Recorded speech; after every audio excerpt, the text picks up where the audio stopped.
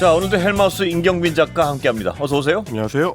예, 윤 대통령 네. 최상병 특검법 거부권 결국 발동했습니다. 네, 오늘 오전에 대통령이 이제 국무총리가 주재하는 예. 국무회의에서 제의 요구권을 이제 대통령에게 건의를 했고요. 그리고 대통령이 오후에 최상병 특검법에 대한 제의 요구안을 재가를 했습니다. 예. 이로써 대통령 취임하고 나서 10번째 거부권 행사가 되고요.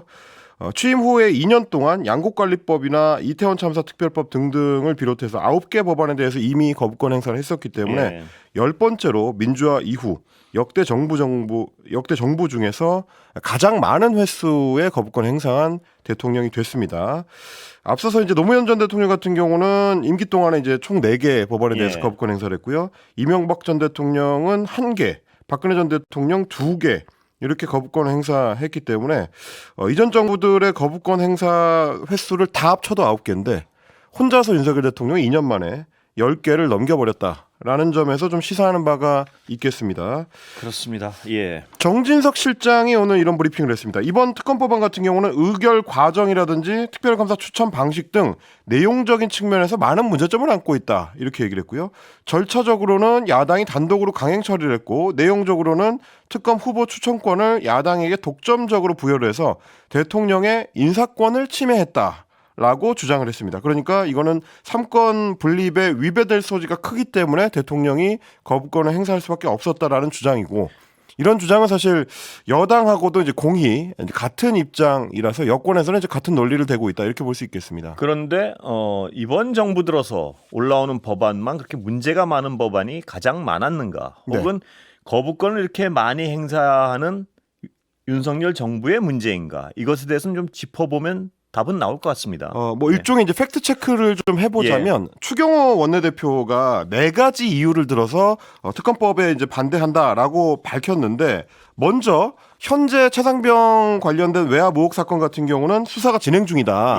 하나는 이제 사건 자체에 대한 그러니까 사망 사건 자체에 대한 의혹을 수사 중이고 검찰에서 그리고 나머지 하나는 이제 공수처에서 외압 의혹 사건에 대해서 수사 중이기 때문에 중간에 이렇게 특검을 발의해가지고 통과시키지는 않는다. 이게 맞지 않는다라고 주장을 했는데 하지만 이 주장을 사실관계를 확인해 보면 3년 전에 추경호 원내대표 본인이 했었던 말과 배치되는 주장입니다.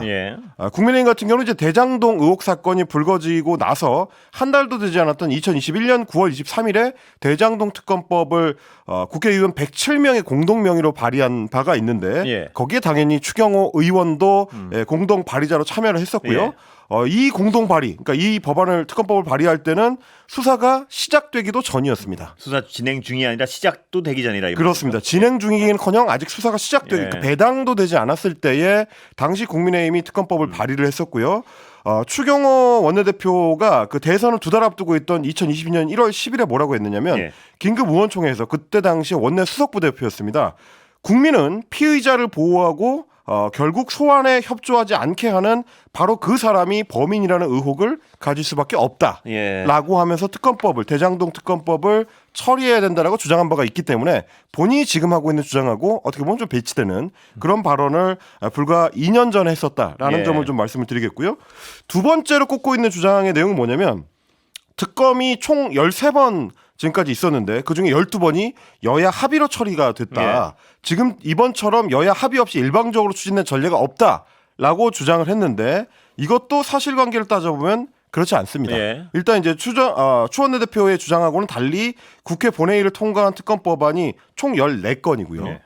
그리고 그중에서 3건이 여야 합의가 없이 통과가 됐고 한 건 같은 경우 사실상 여당이 없는 그러니까 대통령이 탈당한 상태에서 처리가 됐기 때문에 전례가 없다라는 주장은 이제 맞지 않다. 특히 BBK 특검법뿐만 아니라 2003년에는 대북 송금 특검법이라든지 2020년에 세월호 특검법 등등도 여야 합의 없이 통과가 된 바가 있다라는 점을 이제 상기를 시켜드리고 세 번째 추천 절차가 공정하지 않다. 그러니까 야당에서 일방적으로 2명의 특검 후보를 다 올리는 거는 공정하지 않고 삼권 분립에 위배된다라는 게 지금 여권의 주장인데 이것도 맞지 않습니다. 김경수 전 경남지사가 연루됐던 드루킹 댓글 조작 특검법 이것도 야당에서만 이제 추천을 할 수 있도록 권한을 줬었고요.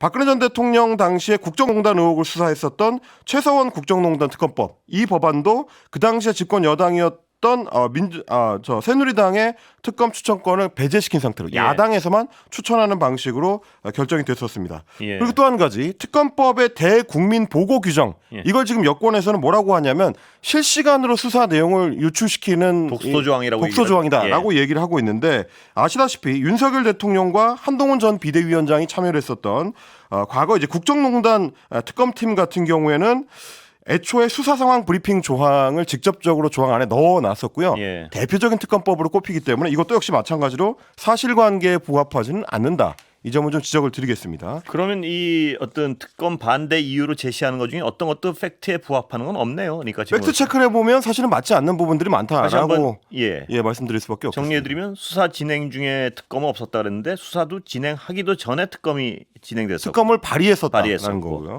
여야 합의 없이 진행된 특검 없다 그랬는데 분명히 있었고 그렇습니다. 야권 추천으로 하는 것은 말이 안 된다 그랬는데 몇 건 있었고 야권 추천은 그리고 오히려 최근의 특검법들은 거의 그게 일종의 트렌드가 되어 있습니다. 왜냐하면 이 야권 추천일 수밖에 없는 건 이 자리에서도 몇 번 지적했지만요. 여당의 어떤 정부 여당의 입김 때문에 수사가 제대로 이루어지지 않고 있다는 의심을 하고 있기 때문에 그렇습니다. 당연히 야권 추천으로 해야지 공정한 수사가 이루어질 것이다. 이런 어떤 전제하에 있는 거 아니겠습니까? 그렇습니다. 특검 자체가. 행정부 소속의 검찰이 수사를 제대로 하지 못하고 있다라는 인식 때문에 특검이 출발하는 그렇습니다. 거라서 예. 당연히 이제 행정부의 수반이 대통령이나 여당을 배제할 수밖에 없다라는 게 야당의 이제 주장입니다. 그다음 대국민 보고 이 부분도 국민들이 이 특검 자체가 굉장히 국민적 관심이 많은 사안들만 특검이 이루어지지 않겠습니까? 그렇습니다. 그렇기 때문에 이 중간중간 예를 들어서 수사 결과 브리핑을 안 하면 국민들이 몇 달 동안 그냥 어떻게 진행되는지도 모르고 깜깜이에 있어야 되는가? 이것도 의문이고요. 또 예. 그렇습니다. 그리고 사실 이제 검찰 수사 과정 중간중간에도 검찰이 언론 브리핑을 하거나 혹은 이제 보도를 통해서 이제 그 내용을 조금씩 흘려주기 때문에 이게 유독 특검에 대해서만 해당하는 사안인지도 좀 의문이긴 하죠. 아까 헬마가 말씀하셨지만 그리고 이 윤석열 대통령과 한동훈 지금 전 비대위원장이 이 브리핑을 가장 잘하던 분들 중에 하나 아닌가요? 누구보다도 뛰어난 걸로 알려져 있었던 예. 그런 분들이긴 하죠. 또 알려지기로는 네. 이런 공식 브리핑 말고도 기자들을 구매 불러서 어떤 이 수사 진행 상황을 흘려주고 기사로 나오게 하고 이런 것들은 기자들은 다 알고 있는 사실 아닙니까? 그게 이제 어떻게 보면 검찰 내에서 특수통 검사들 같은 경우는 권력의 신부를 수사하는 경우가 많기 때문에 예. 여론을 등에 업지 않으면 수사를 진행시키기 어려운 경우가 많거든요. 사실 그걸 위해서 일종의 이제 언론 플레이가 특수통 검사의 주요 덕목 중에 하나로 꼽히기도 그렇습니다. 합니다. 여론전에 특화돼 있는 검사들이죠. 그렇습니다. 필요하기 때문에 또 하기도 하거든요. 그렇죠. 여론이 있어야 되니까 이 거대 어떤 근데 뭐 하나 사실에 부합된 건 없습니다 아직까지. 그리고 이제 예. 특히 지금 야권에서 이야기하는 이 최상병 특검법 같은 경우는 기존의 특검법에 대한 거부권 행사라든지 혹은 대통령이 다른 법안들에 대해서 행사했었던 거부권하고도 성격이 다르다. 예. 그래서 이제 이 탄핵 사유가 될 수 있다라는 극단적인 주장까지 야권에서 나오는 이유는 예. 대통령실과 대통령 본인을 겨냥하고 있는 특검법이기 때문에 대통령한테 헌법적으로 부여된 권한이 자신을 향한 수사를 막으라고 있는 것이냐. 이거는 애초에 이 거부권에 대한 어떤 그 권한 남용에 해당할 수 있다. 직권 남용이 될 수 있다 이 말이죠. 그렇습니다. 일종의 이제 반헌법적 조치가 될 수 있다라는 게 지금 야권의 주장입니다. 자신을 향한 수사를 자신이 막도록 거부권을 행사하는 것은 직권 남용이다 이 논리겠죠. 그렇습니다. 그래서 예. 법조 출입을 오래 했었던 기자들 같은 경우도 계속해서 이제 특정 사례를 인용하는 게 미국의 이제 닉슨 대통령 예. 같은 경우에도 워터게이트 사건에 대한 이제 특별 검사를 해임하는 과정에서 그리고 이제 그걸 거부했었던 특검 해임을 거부했었던 법무부 장관과 그 차관 해임하는 과정 이런 것들이 결국 닉슨의 사임으로 이어지는 일종의 사법 방해가 됐다라는 점을 지적하고 있는 국내 언론 기자들도 이제 많이 있는 상황입니다. 그 예. 부분은 아마 여권이나 혹은 대통령도 좀 유념을 해야 되지 않을까 이렇게 생각이 좀 됩니다. 자 그렇다면 제2요구에 대한 어떤 재의결이 어떤 결론이 나올까 이게 궁금한 건데요. 그렇습니다. 지금 이탈표가 얼마나 나올까 여당 내에서 왜냐하면 여론 자체가 굉장히 어떤 이 특검법에 대한 찬성이 굉장히 높지 않습니까? 지금 이제 확인된 이탈표가 여당 내에서는 최소한 3표입니다. 예. 이게 왜 그러냐면 이제 28일에 국회 본회의가 예정이 돼 있는 상황이고요. 그때 이제 재의결 표결을 하게 될 텐데 국민의힘에서는 어쨌든 특검법 부결을 기본 목표로 삼아놓고 표단석에 상당히 좀 힘을 기울이고 있습니다. 추경호 원내대표 같은 경우는 단일 대오에 큰 이상 기류는 발견되지 않고 있다라고 강조를 하고 있습니다만 예. 당내에서는 표 계산이 굉장히 좀 바쁜 상황인데 예. 일단 재의결 같은 경우는 출석한 의원의 3분의 2 이상이 찬성을 하게 예. 되면 이게 이제 재의결이 됩니다. 채우지 못하면 폐기가 되는 거고요. 그런데 이제 구속 수감돼 있는 무소속 윤관석 의원을 제외하면 재적 의원이 현재 295명인 상황이고, 그러면 전원 출석했을 때는 197명이 찬성 표결을 해야지만 통과가 되도록 돼 있습니다. 예. 그런데 야권의 의석을 모두 합치면 지금 180석으로 추정이 되기 때문에 예. 그러면 국민의힘에서 최소한 17명 이상의 이탈표가 나와야 된다. 예. 이런 계산이 됩니다. 그런데 지금 안철수 의원 그리고 유이동 의원, 김웅 의원이 찬성 표결을 하겠다라고 공개적으로 밝힌 국민의힘 내의 의원들입니다. 예. 안철수 의원 같은 경우는 오늘 YTN 라디오에 출연을 했는데 최상병 특검법 찬성 입장에 변화가 없다. 이거는 이탈표가 아니라 소신 투표다. 예. 이렇게 이제 강조를 했고, 국민의힘의 정책위 의장을 지냈던 유이동 의원 같은 경우도 평택의 지역구를 두고 있는 수도권 의원인데요. SBS 유튜브 채널에 출연을 해가지고 특검법을 받지 못할 이유가 뭔지 잘 모르겠다. 네. 이렇게 얘기를 하면서 찬성표를 던질 거냐라고 진행자가 질문을 했더니 그런 쪽에 생각이 많다. 그러니까 예. 사실상 찬성하겠다라는 얘기를 밝혔고요. 김웅 의원 같은 경우는 지난 2일에 있었던 1차 표결 때도 이미 이제 찬성표를 던졌었기 때문에 이번에도 입장의 변화가 없을 걸로 보입니다. 그러면 이제 추가로 나머지 14표의 이탈표가 국민의힘에서 나올 수 있을 것이냐, 이게 지금 관심사안이 되는 상황입니다. 그거랑 또 하나는 여당 의원들 중에 표결에 참여하지 않는 사람이 얼마나 될까? 이것도 관심사겠습니다. 보니까. 이번에 이제 21대 국회의원 중에서 50명 이상의 국민의힘 의원들이 이제 낙천하거나 낙선하거나 예. 이제 불출마 선언을 했기 때문에요. 그분들 같은 경우는 이제 마지막 그 본회의 표결에 참석할 동력이 좀 떨어질 수 있다라는 생각을 하는 분들이 있고, 그 이제 일부 중에서는 내심 또 찬성 표결을 하고 싶지만 너무 티나게 찬성 표결을 하기 좀 어려워서 차라리 그냥 지역구 핑계를 대면서 이제 안 나오는 사람들, 이런 것들을 좀 우려하고 있어서 뭐 국민의힘 내부에서도 원내 지도부가 그 부분에 대해서 그러니까 최대한 참석시키는 쪽으로 유도하려고 상당히 좀 공을 들이고 있다. 이런 얘기가 출석을 있습니다. 독려할 수밖에 없겠군요. 그렇습니다. 그래서 사실 이제 지난달에 대통령도 윤석열 대통령 같은 경우도 낙천자들, 낙선자들만 따로 불러서 이제 만찬을 하기도 했는데 예. 뭐 그런 표단속의 연장선이다라는 해석도 있었습니다. 왜냐하면 어떤 산술 계산으로 가면요. 출석을 덜하면 그 출석한 사람들의 3분의 2만 찬성하면 되기 때문에 그렇습니다. 이를 여당 의원들이 출석을 많이 덜하고 야당 의원들은 전원 출석을 하면 그냥 이탈표 없이도 통과될 수 있는 그렇습니다. 상황도 산술적으로 얼마든지 가능한데 장벽 자체가 낮아지니까요. 예. 그런데 얼마나 그래서 이탈표가 얼마나 많을 것인가 하나 관전 포인트고 네. 하나는 여당 의원들의 출석률이 얼마나 높을 것인가 이 두 가지를 다 봐야겠군요. 두 가지를 다 봐야 될 걸로 보입니다. 근데 예. 다만 이제 여야 양쪽의 어떤 전망을 들어봤을 때는 특히 여당 같은 경우는 뭐 이탈표가 이렇게 크지는 않을 것 같다. 출석률도 높을 것 같다 이거죠. 출석률도 높을 것 같다. 이렇게 전망을 하는 게 이제 예. 두 가지 이유 때문인데, 여당의 이제 낙선한 의원들 입장에서도 그냥 당장 백수가 될 수는 없다. 예. 그러다 보니까 자리요. 예, 자리 욕심이 있는 분들도 있을 수 있다는 거죠. 예. 지금 이제 공기업이라든지 공공기관에 이제 빈자리가 많다는 보도들이 많이 나왔었는데, 그래서 동아일보 같은 그 보수 언론 같은 경우는 심지어 그 자리를 위해서 이제 뛰고 있는 낙선자들이 있다라는 기사가 나올 정도로 상당히 좀 이제 신경을 많이 쓰는 사람들이 있다 보니까 그 사람들의 이제 출석률은 당연히 높을 걸로 이제 예상을 하는 거고요. 또 한 가지는 이번에 만약에 최상병 특검법이 재의결이 되게 되면 예. 이거는 이제 단순히 특검법이 하나 통과돼서 특검이 추진되는 정도의 정치적 의미로 그치지 않고 사실상 대통령에 대한 여당의 이제 비토 혹은 이제 거부, 이걸로 받아들여질 수 있는 상당히 좀 폭발력이 큰 사안이 되기 때문에 그런 부분에 대해서 이제 곧 국회를 떠날 국회의원들이 그 정도의 정치적 부담을 질 수 있겠느냐, 그런 해석을 하고 있는 여당 내의 이제 지도부들도 좀 많이 있는 것 같습니다. 레임더 만약에 여기서 재의결이 된다면 네. 불참 의원들이 많거나 이탈표가 많이 나와서 재의결이 된다면 정말 대통령의 어떤 지도력에는 치명타이기 때문에 그렇습니다. 정상적인 국정 운영이 사실상 불가능해진다고도 볼 수 있을 것 같습니다. 만약에. 뭐 그렇게 되면 힘이 빠진다고 하는 레임덕을 넘어서서 사실상 대통령에 대한 어떤 비토, 대통령에 대한 거부, 이런 걸로도 받아들여질 수 있는 거라서 그 폭발력이라는 거는 지금 예상하는 것보다 훨씬 클 수가 있을 겁니다. 예. 그런데 정작 이제 오늘 그 박정훈 대령에 대한 공판이 있었죠? 네, 오늘 조사가 있었습니다. 예. 조사가 있었죠? 네, 예. 해병대 소환 순직 조사? 사건 관련해 가지고 공수처가 지금 수사에 조금 속도를 내는 양상인데요. 예. 핵심 피의자로 꼽히는 김계환 해병대 사령관을 소환해서 지금 조사 중이고요. 그리고 박정훈 해병대 전 수사단장에 대해서도 오늘 이제 소환 조사를 예. 하고 있는.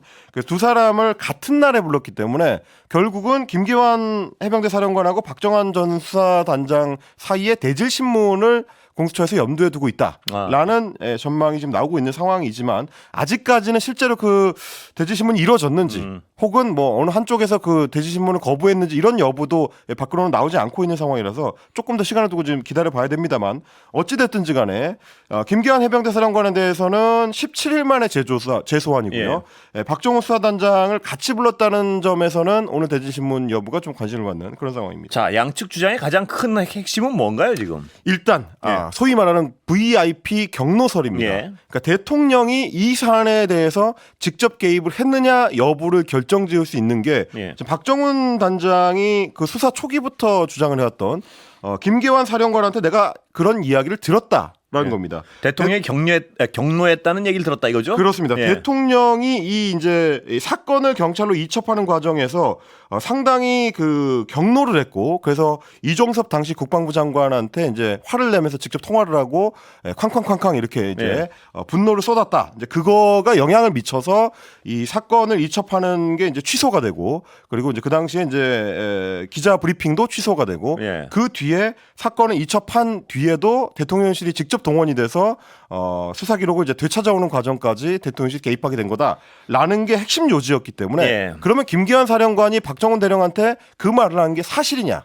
이 여부를 따지기 위해서 두 사람의 대질이 이제 필요하다는 얘기가 나온 거죠. 대통령의 경로는 뭐 청취자분들 다 아시겠지만 경로의 내용은 그것이죠. 사단장이 포함됐느냐 안 됐느냐. 그렇습니다. 임성근 당시 이제 사단장이 포함됐느냐 여부를 두고 대통령이 화를 내고 뭐 그 이제 그 과정에서 국방부라든지 이제 대통령실이 이제 해병대에 압력을 행사했다 이런 얘기가 되겠습니다. 그러니까 보도에 따르면요. 이런 일로 사단장을 처벌해서야 어떻게 뭐 이런 내용이죠. 그 대통령의 경로 내용은 그렇습니다. 누가 군에서 지휘를 할 수 있겠느냐라는 취지의 발언을 대통령이 국방부 장관한테 직접 했다는 거고 그러다 보니까 전날까지만 해도 수사 이첩 자료에 서명을 했었던 결재를 해줬던 이종섭 국방부 장관이 그 다음 날 아침에 입장을 바꿔서 수사 이첩을 이제 보류시켰다 이런 얘기가 되는 겁니다. 그래서 어떤 수사 외압이 되는 것이고요. 그렇습니다.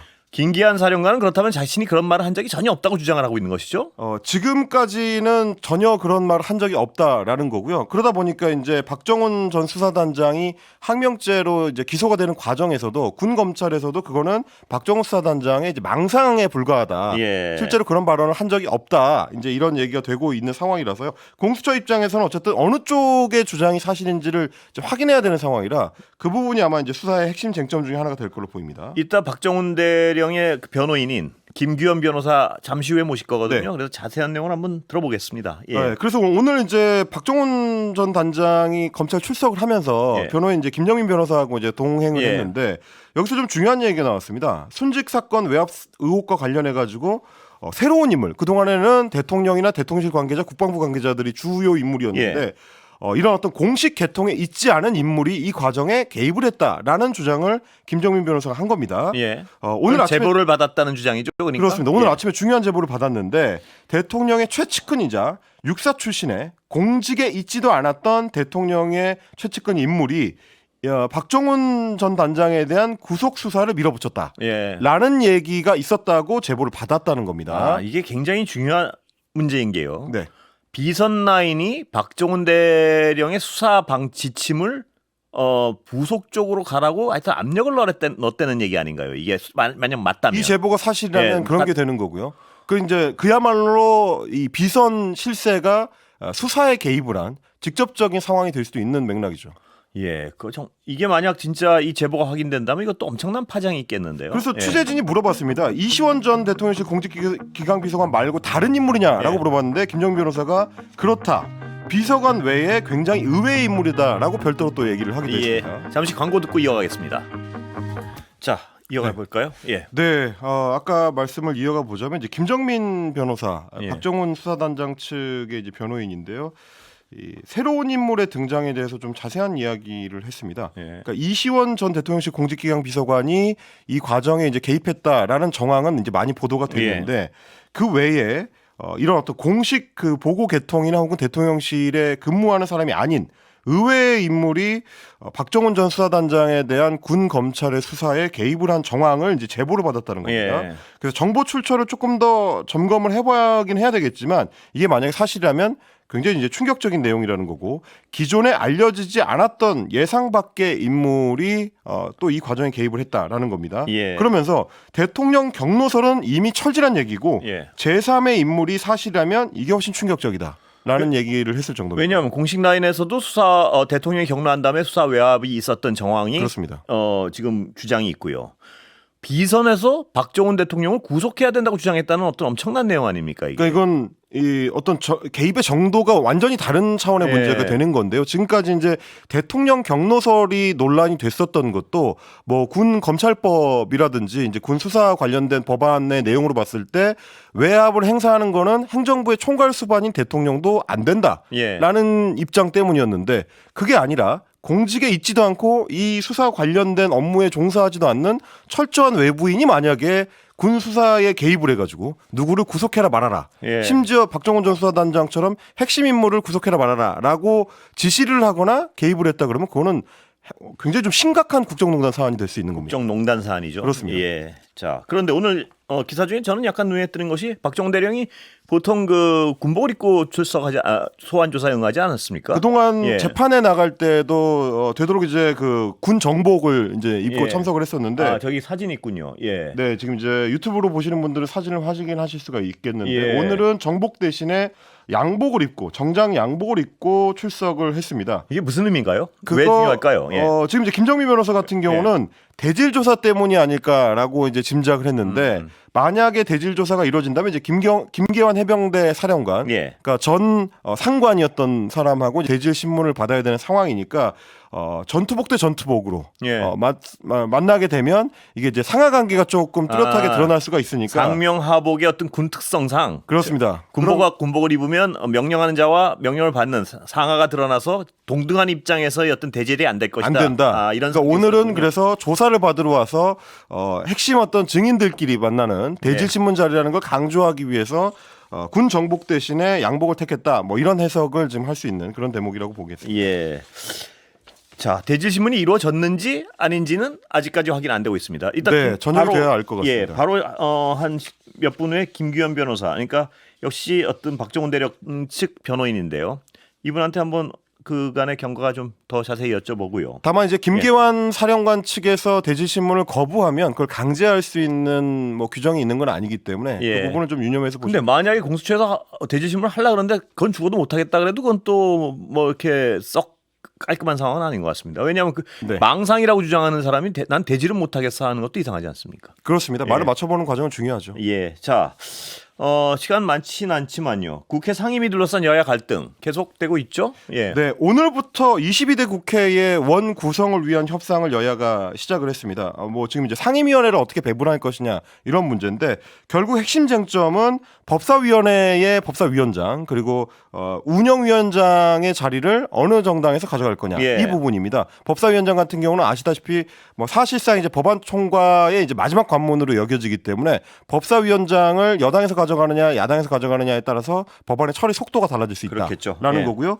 운영위원회 같은 경우는 이제 대통령실을 피감 기관으로 하기 때문에 대통령실에 민감한 문제들이 많이 몰려 있는 22대 국회 같은 경우는 굉장히 핵심 상임위가 될 수 있다. 예. 그래서 이제 여당에서는 두 곳 다 여당에서 가져가는 관례대로 하겠다라는 건데 민주당 쪽에서는 그런 관례가 확정된 관례는 아니다. 예. 지금 이제 국회에 이번 171석의 원내 일당이기 때문에 우리가 가져가야 된다라는 거고 우원식 국회의장 전반기 국회의장 후보자 같은 경우도 여야 합의가 안 되면 6월 넘기기 전에 처리하겠다라는 입장이기 때문에 민주당의 손을 들어줄 가능성이 높은 상황입니다. 예, 오늘 헬마는 여기까지 듣겠습니다. 감사합니다. 고맙습니다. 예, 임경빈 작가였습니다.